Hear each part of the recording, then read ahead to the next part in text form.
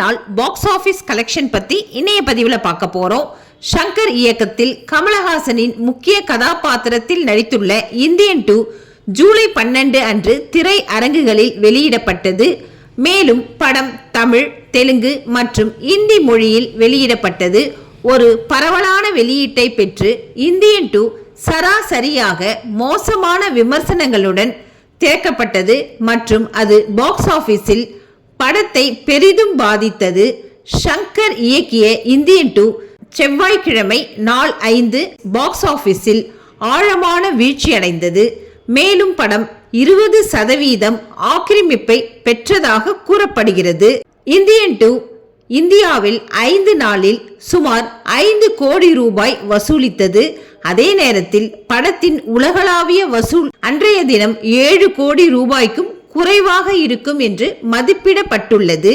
Indian 2 படத்திற்கான போராட்டம் box ஆபீஸில் தொடர்கிறது. மேலும் ஒரு வாரத்தில் கமலஹாசன் நடித்த பாக்ஸ் ஆபீஸ் ஓட்டம் முடிவுக்கு வர வாய்ப்புள்ளது.